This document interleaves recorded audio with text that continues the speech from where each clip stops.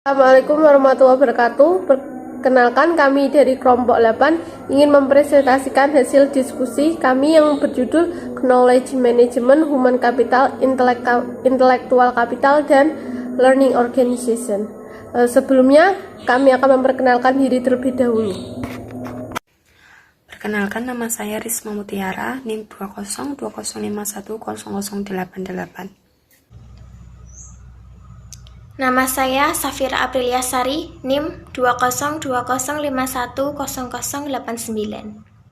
2020510090. Nama saya Erna Fitriana, NIM 2020510091. Pengertian intelektual kapital atau modal intelektual adalah aset tidak berwujud berupa sumber daya informasi serta pengetahuan yang berfungsi untuk meningkatkan kemampuan bersaing serta dapat meningkatkan kinerja perusahaan.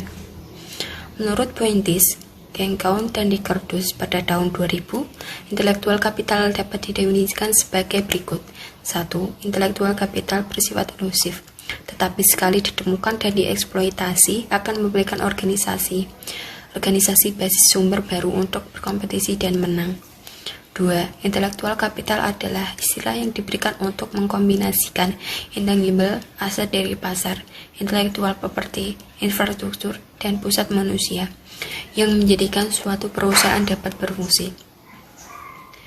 3. Intelektual kapital adalah materi intelektual berupa pengetahuan, informasi, intellectual property, serta pengalaman yang dapat digunakan untuk menciptakan kekayaan. Hal ini adalah suatu kekuatan akal kolektif atau seperangkat pengetahuan yang berdaya guna. 5. Intelektual kapital adalah penggunaan efektif dari pengetahuan produk jadi, sebagaimana beroposisi terhadap informasi atau bahan mentah. 5. Intelektual dianggap sebagai sumber elemen nilai pasar perusahaan dan juga marketing premium. Karakteristik intelektual kapital. Menurut Sanggala, intelektual kapital memiliki karakteristik sebagai berikut. Menurut Agustina pada tahun 2007, non-diverse artinya sumber daya tersebut dapat digunakan secara berkelanjutan oleh berbagai macam pemakai di dalam lokasi yang berbeda dan pada saat yang bersamaan. Increasing return artinya mampu menghasilkan peningkatan keuntungan margin per incremental unit dari setiap investasi yang dilakukan.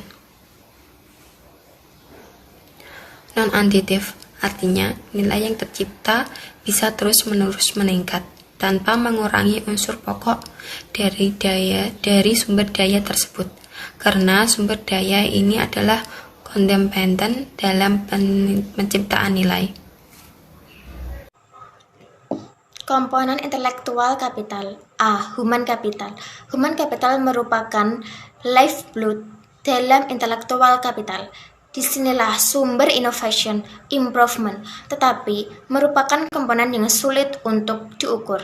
Human capital mencerminkan kemampuan kolektif perusahaan untuk menghasilkan solusi tidak berdasarkan pengetahuan yang dimiliki oleh orang-orang yang ada dalam perusahaan tersebut.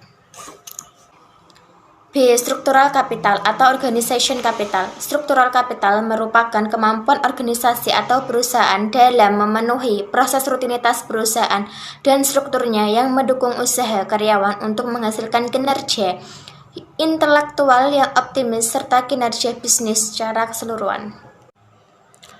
C. Relational capital atau customer capital. Elemen ini merupakan komponen intellectual capital yang memberikan nilai secara nyata. Rasional capital merupakan hubungan yang harmonis atau associated network yang dimiliki oleh perusahaan dengan para mitranya, baik yang berasal dari para pemasok yang handal dan berkualitas.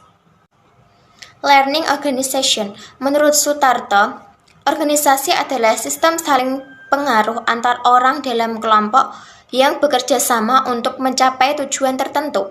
A. Pengertian manajemen. Menurut Yayat M. Herujito, manajemen adalah pengelolaan suatu pekerjaan untuk memperoleh hasil dalam rangka pencapaian tujuan yang telah ditentukan dengan cara menggerakkan orang-orang lain untuk bekerja.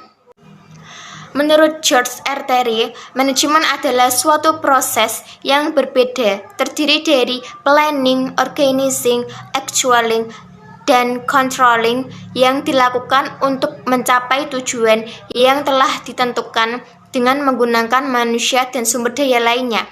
B. Faktor yang menentukan berjalannya organisasi antara lain 1. Adanya SDM yang memiliki kemampuan untuk bekerja. 2. Adanya SDM yang memiliki kemampuan untuk mempengaruhi orang lain. 3. Adanya SDM dengan kemampuan melakukan asas-asas organisasi. Manajemen pengetahuan adalah suatu sistem yang perlu diterapkan dalam sebuah lembaga atau organisasi sebagai langkah untuk mencapai tujuan yang efisien dan efektif. Hal itu dikarenakan dengan mengelola pengetahuan di sebuah organisasi, maka sama halnya dengan mengoptimalkan seluruh potensi yang dimiliki oleh setiap individu dalam organisasi. Tujuan yang pertama, menghemat biaya dan waktu. Kedua, meningkatkan aset pengetahuan. Ketiga, kemampuan beradaptasi. Dan keempat adalah peningkatan produktivitas. Dengan melihat dari tujuan manajemen pengetahuan, maka dapat disimpulkan bahwa manajemen pengetahuan secara umum berfungsi untuk membantu organisasi dalam mencapai tujuannya dengan cara meningkatkan potensi dari setiap individu melalui pengetahuan. Selanjutnya adalah organisasi pembelajaran atau learning organization. Organisasi pembelajaran atau disebut juga dengan organisasi belajar adalah organisasi yang mau belajar secara kuat dan kolektif secara terus-menerus, meningkatkan dirinya untuk memperoleh, mengatur, dan menggunakan pengetahuan demi keberhasilan bersama. Organisasi berbasis belajar memfokuskan pada membuat pekerjaan diselesaikan dengan lebih baik, di mana belajar dipandang sebagai cara terbaik untuk meningkatkan kinerja jangka panjang. Menurut Peter Seng, terdapat 5 pilar yang membuat suatu organisasi menjadi organisasi pembelajar, yaitu pertama, personal mastery, belajar untuk memperluas kapasitas personal dalam mencapai hasil kerja yang paling diinginkan, dan menciptakan lingkungan organisasi yang menumbuhkan seluruh anggotanya. Yang kedua adalah mental model, proses bercermin, sinambung, memperjelas dan meningkatkan gambaran dari kita tentang dunia luar dan melihat bagaimana mereka membentuk keputusan dari tindakan kita. Terima kasih. 3. Shared vision. Membangun rasa komitmen dalam suatu kelompok dengan mengembangkan gambaran bersama tentang masa depan yang akan diciptakan, prinsip dan praktek yang menuntun cara kita mencapai tujuan masa depan tersebut. 4. Team learning. Mentransformasikan pembicaraan dan keahlian berpikir atau thinking skill sehingga suatu kelompok dapat secara sah mengembangkan otak dan kemampuan yang lebih besar dibanding ketika masing-masing anggota kelompok bekerja sendiri. 5. System thinking. Cara pandang, cara berbahasa untuk menggambarkan dan memahami kekuatan dan hubungan yang menentukan perilaku dari suatu sistem. Dengan menggunakan terapan learning organization, diharapkan suatu organisasi akan mencapai tujuannya secara efektif dan efisien.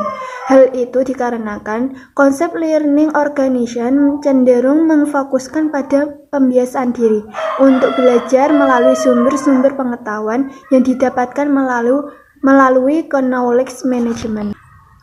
Sikap-sikap yang menghalangi organisasi dalam melakukan pembelajaran yang harus dihindari antara lain 1. Anggota organisasi tidak merasa bertanggung jawab terhadap pencapaian tujuan organisasi.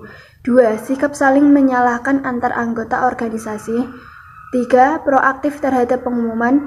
4. Terlalu memfokuskan diri terhadap permasalahan yang sedang terjadi tanpa memperhatikan faktor-faktor yang menjadi penyebab permasalahan serta alur dari permasalahan. 5. Terjadinya kegagalan yang disebabkan oleh menurun hingga hilangnya kemampuan-kemampuan anggota organisasi. 6. Adanya rasa traumatik terhadap permasalahan sehingga tidak ada usaha untuk menyelesaikan masalah itu. 7. Kemampuan manajer-manajer yang kurang efektif.